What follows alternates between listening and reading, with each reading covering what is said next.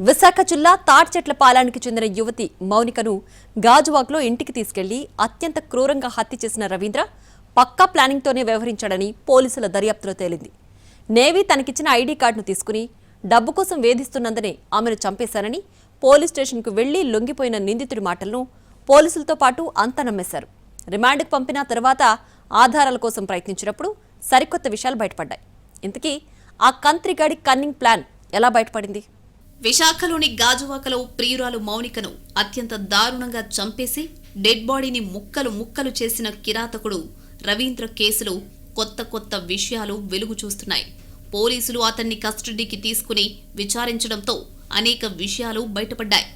నిజానికి తొలుత సీన్ రీకన్స్ట్రక్షన్లో తన స్నేహితుడి ఇంట్లో మౌనికను చంపిన తరువాత మృతదేహాన్ని సూట్ కేసులో తన ఫ్లాట్కు తీసుకెళ్లాలని రవీంద్ర పేర్కొన్నాడు. ఆ తరువాత మరిన్ని విషయాలు పోలీసులు గుర్తించారు. నిందితుడి మొబైల్ ఫోన్, మృతురాలి ఫోన్ డేటాను రికవరీ చేసి అందులో అంశాలను విశ్లేషించారు. ఈ క్రమంలో రవీంద్ర డేటింగ్ యాప్ మింగిల్ ద్వారా ఒక్క మౌనికతోనే కాకుండా మరికొందరితో సంబంధాలు పెట్టుకుని వ్యవహారాలు నడుపుతున్నట్లు తేలింది. దాంతో అతడు కన్నింగ్ అని, అమ్మాయిలకు వలవేయడం, వాడుకోవడం హాబీగా పెట్టుకున్నాడని తేలింది. పోలీసులు ఆయా యువతులను కూడా విచారించారు. వారితో రవీంద్ర ఎలా మెలిగేవాడో తెలుసుకున్నారు. ఆ తరువాత నిందితుడిని మళ్లీ జైలుకు పంపించేశారు. పోలీసులు రవీంద్ర మాటల ఆధారంగానే విచారణ చేస్తున్నారని మౌనిక కుటుంబ సభ్యులు ఆరోపించారు.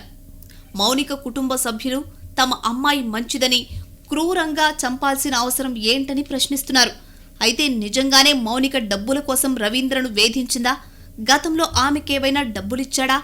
ఇస్తే ఎంతిచ్చాడు? ఎన్నాళ్ల నుంచి అలా డబ్బులిస్తున్నాడు అనే విషయాలు తెలియాల్సింది.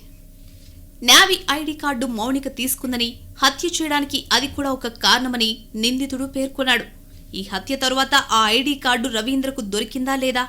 అది ఎవరి దగ్గరుంది? నిజంగా మౌనిక ఆ కార్డు తీసుకుందా అనే అంశాలు బయటపడాల్సింది. అంతేకాదు, రవీంద్ర ఫ్లాట్ ఖాళీగా ఉండగా మౌనికను స్నేహితుడి ఇంటికి తీసుకెళ్లి అక్కడ ఎందుకు హత్య చేశాడు? దీనికి కారణమేంటి అనేదానిపైన అనుమానాలున్నాయి.